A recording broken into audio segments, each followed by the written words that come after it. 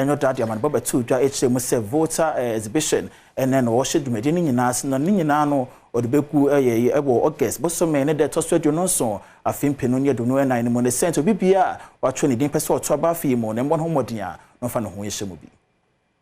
apato komisa hwe ne mu se ene August bosome de tosodio no ode wo mo 2024 voters exhibition exercise ebe hwehwe so ebo my Ghana mu na August bosome de tosodio no enso afimpenu ene do no enan mo no wode aba awiye na won sentwerefo nhye mo de hwehwe so adwada na se no abato komisa be de akire ya wono hwehwe corporate services so Dr. Bosman Asawi editor just say voters exhibition exercise yo de hwehwe so you know ababo mo bibia obeto aba afi mu ehunu polling station kura ne din shop kwakoto aba na sanso so na sempanyifo ho bibi e wo register ne mu so a obetumi ayi mpanyifo asotire na waye sakraye ewo mu enye no nko a eba na se obi ho se obi ewo na so ne din wo register ne mu a akwanya wo ho no mu a nipa ne betumi ayi mpanyifo asotire na se din ne so ayi afri mu ana se mpanyifo tworo obi din na se wo yemfonso wo din tworo no emu a eno so sa wo ho kwan se obeka kyere mpanyifo na nsaye bi e wo se wo ye bia na ntempa no wo ye ne senti commission no de afutu na de sreto Ghana de hwe nyina no se exhibition exercise yo de hwe so yi no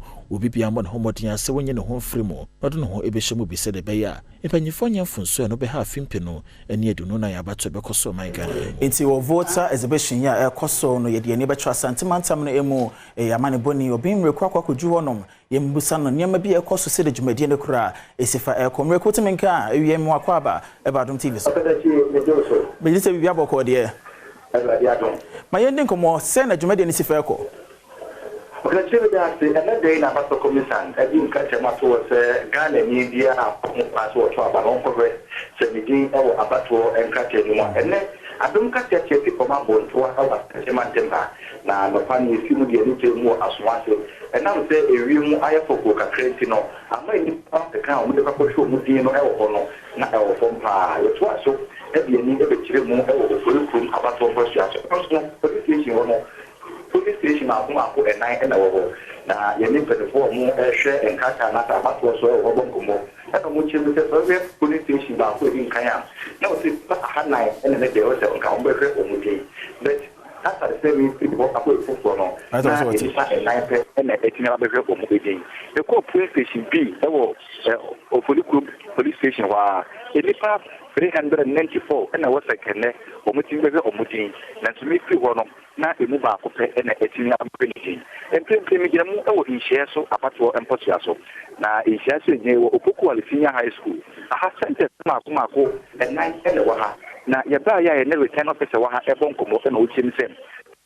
police station e na enipa ahenum e na komo hwe nim se na dai o mbiti na ba hwe wo mudi na so ni nyina mu no sem ya me o kasei enipa enum pe na etina abehwe wo mudi na enipa enum no krampo no obu ho a na obabehwe e de ama ne ma enipa mienu na omodomani akire mu e wo police station ha obabehwe enipa enum e de ama wo mu nyina mu no asama wo mu aka ne se dwadi no e wo fom nyina no ebi e ka se enam se bi a ensu na ne wo community na amana basa ebi so ka se ba go nyina se enye eda edi nkanti na amana ko basa do na e se Ghana for anamutu na kwa la show adia Beku yamre no ayamre nti no de yeda wase koso abobo ni nyina no se de be yanwumre no sia kase no obetumi ye de asomye nti obi mreku ne yete ne nkafa santimantem se de voter exhibition isi fe ko no na wo twa ni nyina ho